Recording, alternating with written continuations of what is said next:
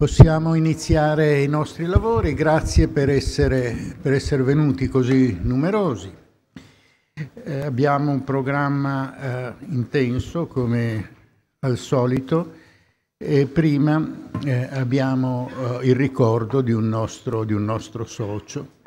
molto caro a tanti di noi, il professor Miccoli, Giovanni Miccoli, che verrà ricordato da Adriano Prosperi, al quale darei immediatamente la parola. Grazie.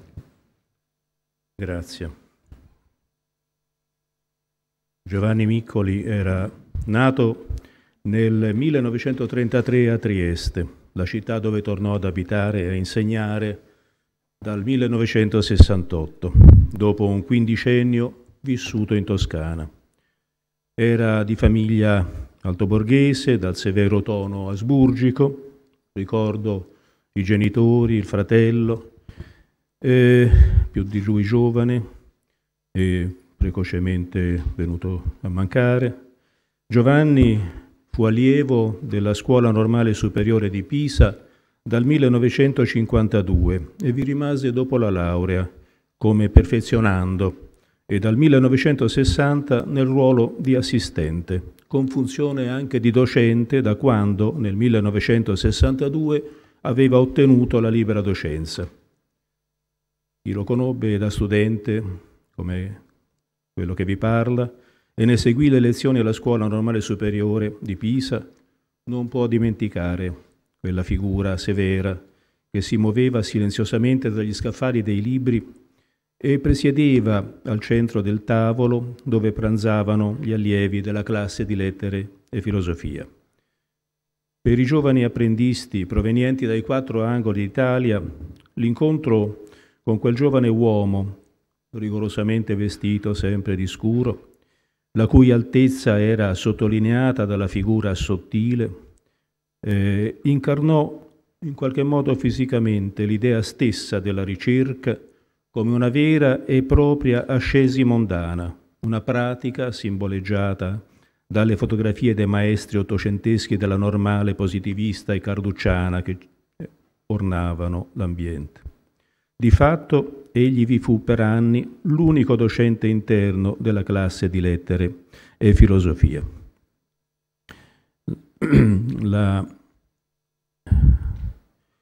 Il ricordo naturalmente di un lontano allievo e poi diventato per sua fortuna amico di Giovanni è segnato da tracce personali che non fanno parte di questo discorso. Anche se quelli che ci dividevano da lui erano appena una manciata di anni, come nel mio caso, lo avvertivamo subito come un maestro. Era quello del resto il segreto della straordinaria efficacia dell'insegnamento che si incontrava allora in quella scuola, il contatto tra matricole e anziani, già immersi nel vivo della ricerca, questi ultimi, e in grado di stimolare una emulazione speciale col misto di informalità e di aggressiva schiettezza di un rapporto senza academismi, spesso anzi ruvidamente schiacciante. Era sulla base di una recente ma già profonda frequentazione di metodi, strumenti e temi di ricerca storica che Giovanni Miccoli ci introduceva al lavoro coi suoi consigli e, appena nominato assistente di storia medievale, con le sue lezioni seminariali. Qui mostrava di aver fatto sua, distinto, la ricetta di quel Delio Cantimori che fu poi suo maestro e a cui dedicò un libro importante. La ricetta era quella che per spezzare il pane del sapere bisogna prima avere imparato a impastarlo e a cucinarlo. E lui aveva cominciato a imparare alla scuola di un rappresentante, mite e dottissimo, della scuola storica positiva ed erudita, ben radicata del resto nella tradizione pisana, il professor Ottorino Bertolini. Ricordare il rapporto con Bertolini significa anche mostrare come il movimento degli astri nell'universo della cultura non obbedisce al giro degli anni. Ottorino Bertolini, già allievo di Pietro Fedele, portava con sé una tradizione di studio storico positivo, le sue lezioni sopra l'impresa di San Bonifacio come missionario della Germania erano segnate dalla puntualissima citazione di ogni fonte, dall'accertamento severissimo di ogni documento. Ma Giovanni Miccoli, subito dopo quella preparazione agli studi, aveva fatto quel salutare tuffo nelle acque di una diversa tradizione, un lungo soggiorno nella Monaco dei Monumenta Germania Storica, e subito dopo, con una specie, io direi, di sauna storiografica, aveva assaggiato il ben diverso clima del londinese Warburg Institute, la lezione di Aby Warburg. Alla scuola di Ottorino Bertolini si ascoltavano ricostruzioni documentariamente accurate delle missioni di Bonifacio tra le popolazioni germaniche, ma con lui soprattutto ci si accostava timorosi e reverenti alla grande tradizione della medievistica, una storiografia che si offriva capace di accertare quel che era veramente accaduto e che intanto sciorinava al neofita l'impressionante accumulo del suo sapere, di riviste, repertori, collezioni di fonti, dove si parlava prevalentemente latino e tedesco, le lingue che era obbligatorio studiare. Al confronto chi si occupava allora anche solo del basso medioevo, per non parlare dell'età moderna, era guardato con sufficienza come un avventuriero. Non ci si occupava del contemporaneo, territorio considerato di pertinenza dei giornalisti, qualifica allora non precisamente onorevole. Ma questo contesto non impediva a Giovanni Miccoli di portare nello studio della storia i suoi problemi, che erano quelli offertigli da una formazione cattolica profondamente avvertita e maturata all'università nell'impegno militante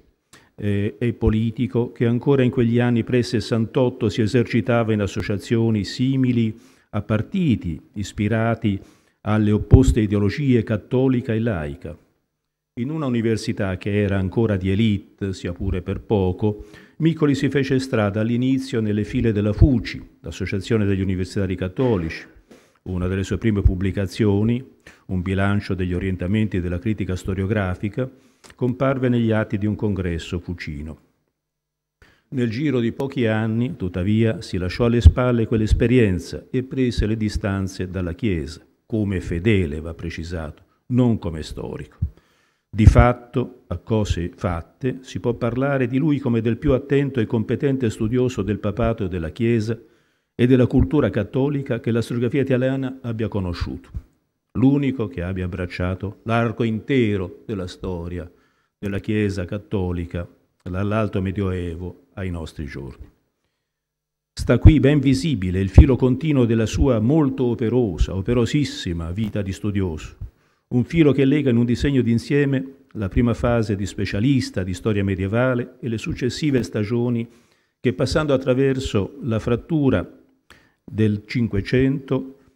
abbracciò l'intera serie di vicende del papato fino al pieno e maturo Novecento, sfociando infine sull'età della Restaurazione e sugli ultimi scritti sul papato, ma anche sulla storia del Giubileo, in rapporto con quello indetto da Papa Francesco, credo l'ultimo dei suoi libri, dove il mutamento di temi ed epoche nella lunga continuità dell'opera dello studioso è il segno del modo in cui Giovanni Miccoli ha avvertito e interpretato i molti cambiamenti intervenuti in quest'area, in quest'arco di tempo, ben più che cinquantennale, nel modo di intendere il lavoro dello storico. Su questo suo percorso abbondiamo oggi di studi e riflessioni ampie e approfondite in convegni e bilanci storiografici che hanno tentato di ragionare sulla sua opera e sull'eredità che ci lascia, dagli studi in suo onore curati da Liliana Ferrari a Trieste nel 2014, fino alle riflessioni sull'opera sua come costruttore e guida del corso di laurea in storia all'Università di Trieste, che ha dato occasione a Guido Abbattista per una ricostruzione dei tanti modi in cui si è esplicata una passione sua, cito, silenziosa ma a tratti irruente, ha scritto Abbattista, per l'organizzazione universitaria e per l'esercizio civile del lavoro storico. I tanti frutti in libri e saggi di quella passione promettono di continuare a essere oggetto a lungo di speciale attenzione per chi ama della storia la dimensione artigianale, la lunga pazienza della ricerca. Va detto subito, tuttavia, che il suo molto ingombro tavolo di lavoro e le sue amate ricerche d'archivio non lo hanno mai distolto dall'attenzione e dall'impegno politico e culturale nei problemi del proprio tempo. Tra gli episodi in cui vedemmo in atto la sua capacità di assumere un impegno diretto e personale, vale la pena di ricordare almeno un inizio, quello del luglio 1960. Allora il risveglio tra i giovani dell'antifascismo,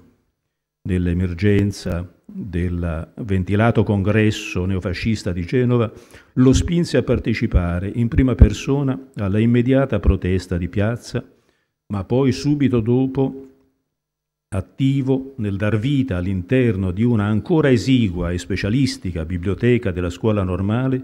alla costituzione di un fondo speciale su fascismo e resistenza. Fu il primo ingresso sostanziale dell'interesse per la storia contemporanea che solo in quell'anno e a partire da quell'anno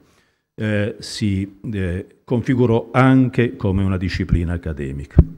Più avanti, l'alluvione di Firenze del 1966 lo vide accanto ad Emanuele Casamassima tra coloro che guidarono l'opera di recupero dei fondi alluvionati della Biblioteca Nazionale di Firenze. E poi ancora, se vogliamo procedere per vette, ignorando il continuo, diffuso impegno, il terremoto del Friuli del 1976 lo portò a impegnarsi nella duplice veste di operatore e di guida morale di giovani, dando vita, fra l'altro, all'originale iniziativa di portare sotto le tende di una popolazione terremotata e baraccata l'offerta di conversazioni e lezioni di storia.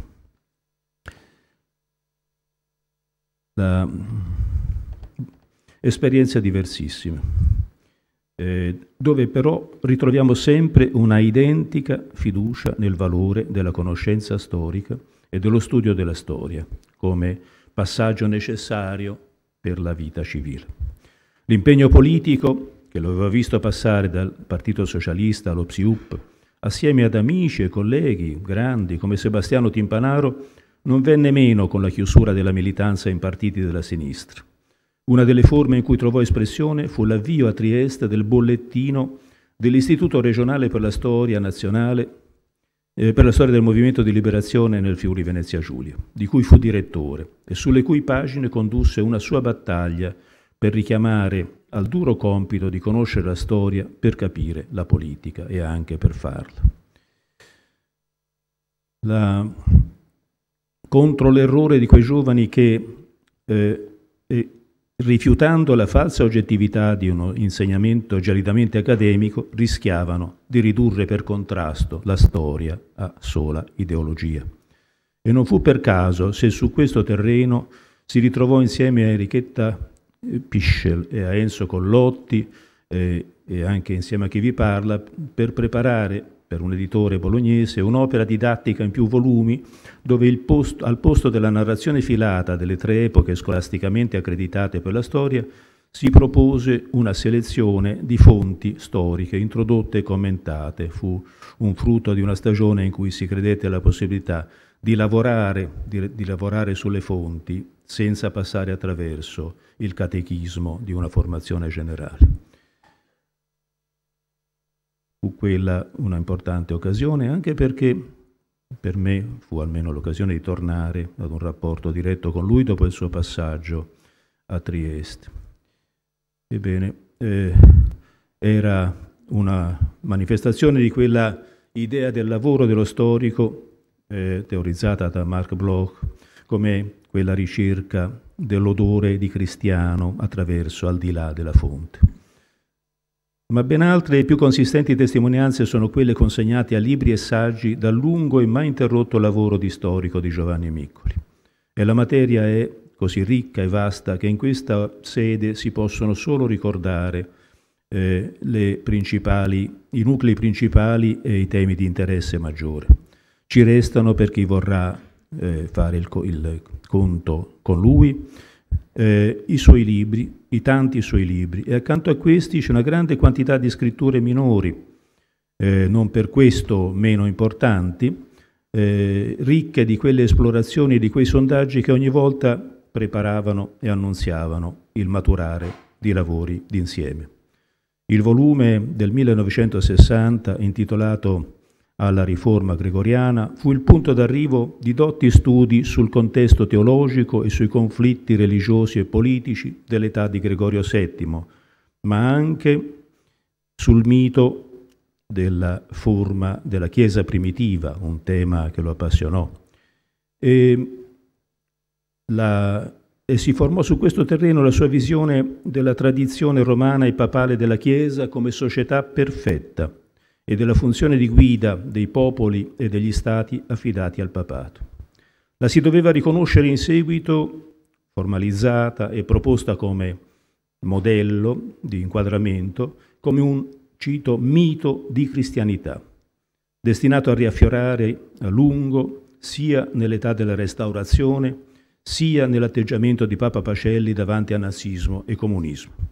E gli restò di quella prima esperienza, già matura di ricerca, la tendenza a cogliere nella storia le lunghe continuità di culture e tradizioni alte, più che non la storia delle classi popolari e delle rivoluzioni e delle fratture rivoluzionarie. Ma non gli fu certo estranea la storia delle eresie e dei movimenti religiosi, per esempio quelli medievali, da Fra Dolcino a quel Francesco d'Assisi a cui dedicò una lunga e appassionata attenzione molto prima di raccoglierne alcuni frutti in volumi.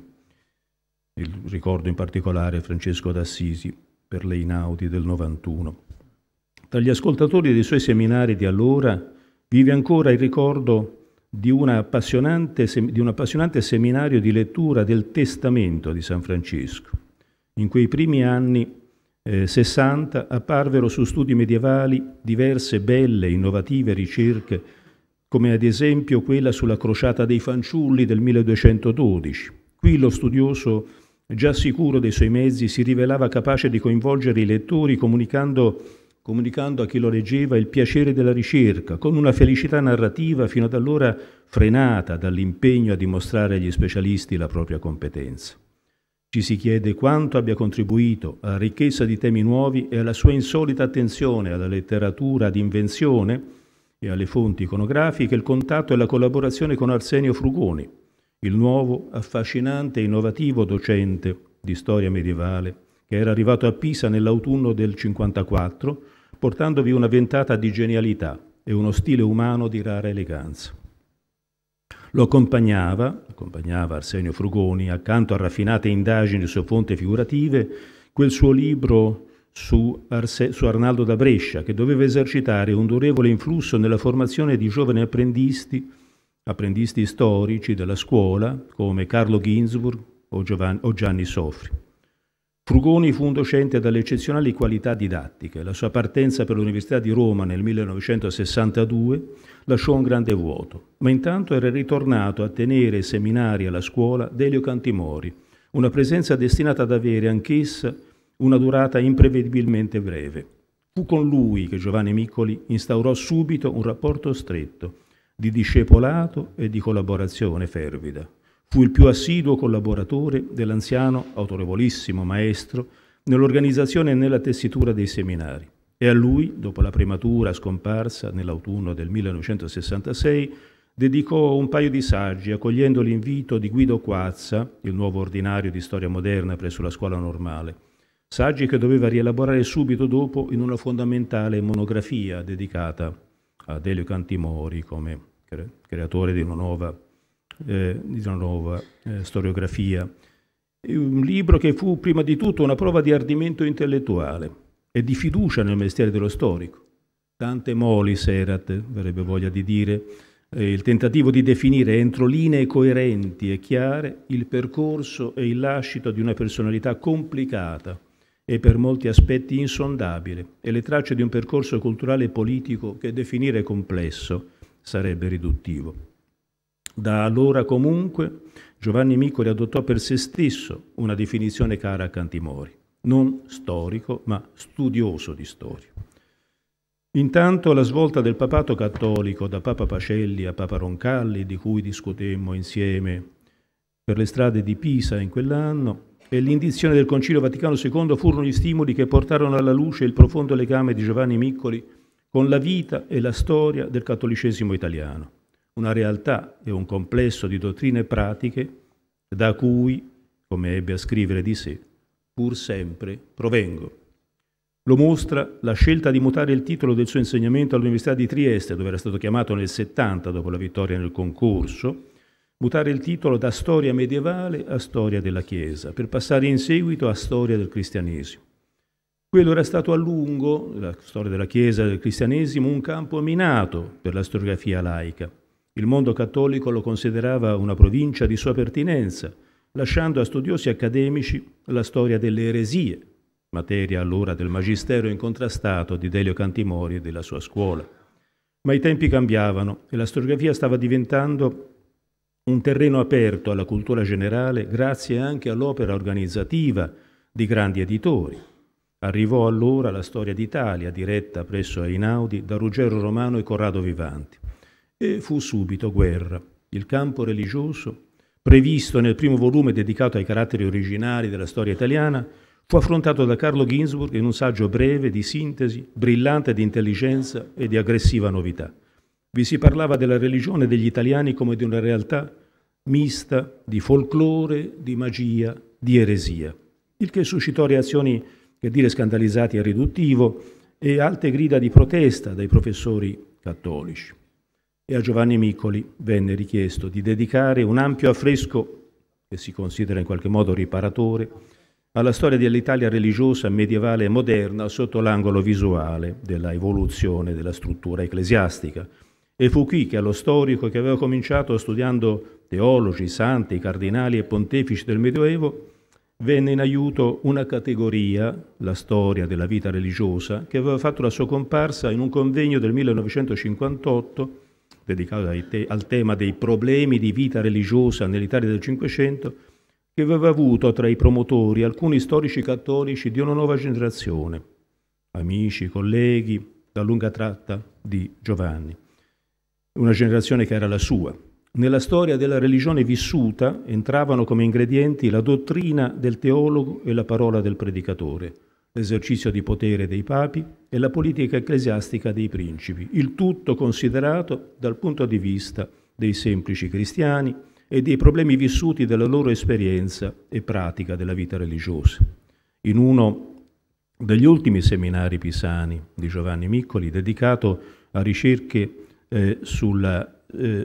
storia culturale e religiosa della Firenze del tardo Medioevo, una sua allieva, assai promettente e troppo presto mancata, Zelina Zaffarana, aveva offerto, seguendo il suo modello e il suo insegnamento, aveva offerto un saggio assai persuasivo di questa strategia, raccontando come un ascoltatore fiorentino delle prediche di Savonarola ne avesse lasciato riassunti e citazioni in un libro privato di devozione dove non c'era nessuna traccia delle visioni apocalittiche e degli annunci profetici che nelle trascrizioni testuali del testo a stampa delle prediche di Savonarola erano al centro. Una bella lezione di come si potesse vivere diversamente ciò che ai posteri doveva sembrare importante. Di fatto nelle 650 pagine del saggio scritto da Giovanni Miccoli per la storia d'Italia Einaudi e comparsi a stampa nel 1974, il lettore si trovò davanti a una storia dell'Italia religiosa, dall'Alto Medioevo fino alla crisi del Cinquecento, alla restaurazione cattolica successiva, alla riforma protestante, dove le misure riformatrici gregoriane, i movimenti e le chiese ereticali, l'emergere di San Francesco e dei suoi minori, il nuovo assetto governato dagli ordini mendicanti, i fermenti e le fratture culturali e sociali del 4-500 e la ripresa del papato nell'età che è stata definita della Controriforma, erano considerati dal punto di vista della vita religiosa ordinaria della società cristiana, della società italiana. Un libro fondamentale, una prova delle straordinarie capacità di lavoro di uno studioso che procedeva con passo tranquillo e instancabile, avvolgendo il lettore con la persuasiva autorevolezza del suo periodare Era la prima volta che i diversi e disparati specialismi settoriali vedevano frantumate le loro pareti divisorie senza per questo che l'opera potesse essere definita divulgativa o superficiale, al contrario. E fu solo per le esigenze della programmazione editoriale che Giovanni Miccoli non riuscì a completare il disegno previsto, arrivando fino al secolo XVIII, che divenne poi il suo campo successivo di interesse. Quel libro nel libro non fu poi estrapolato e pubblicato a parte, mi sembra, come sarebbe stato augurabile, eppure rimase come una pietra miliare per chi venne dopo. Ne valsero le poche, scomposte reazioni di voci clericali a incrinarne il successo. All'età contemporanea Giovanni Miccoli ha dedicato molti studi, oltre a iniziative di ricerca, nell'ambito del corso di laurea in storia da lui creato, che riguardano tra l'altro la società friulana e specialmente la realtà del clero in quell'area.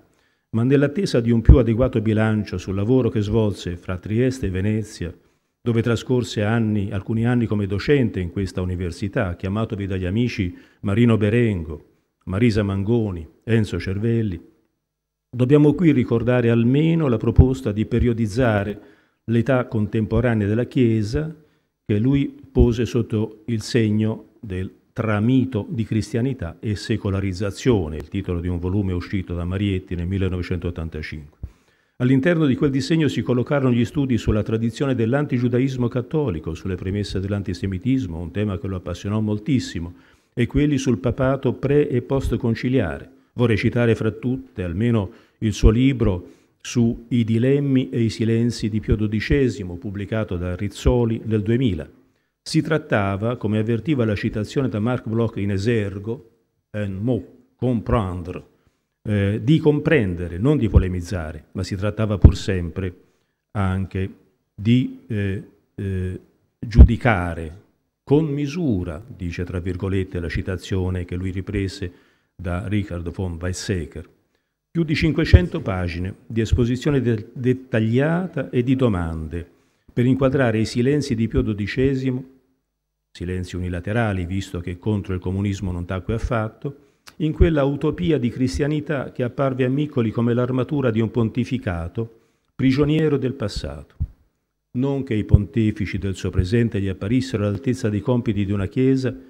le cui sorti continuava a sorvegliare con forte coinvolgimento e con straordinaria capacità di rintracciarne le tracce e i movimenti. E fu proprio con 2 saggi composti nel periodo della sua uscita dall'insegnamento accademico che volle fare i conti col vento di restaurazione del papato di Wojtyła, il titolo è In difesa della fede, Rizzoli 2007, e con quello che stava accadendo in quella che definì la Chiesa dell'anticoncilio, edizione La Terza 2011. Una realtà dove, sotto il pontificato di Papa Ratzinger, riguadagnavano favore i tradizionalisti di Monsignor Lefebvre e le tendenze reazionarie. Ben più fiducioso e positivo fu il suo giudizio sulle iniziative di Papa Bergoglio. Ne dette un'idea ai suoi lettori il libretto laterziano sulla storia del Giubileo. Questo, tra gli estremi frutti, di quella che fu la sua costante fiducia nel valore della conoscenza storica come bussola necessaria per collocarsi dalla parte giusta nel proprio tempo. Vi ringrazio.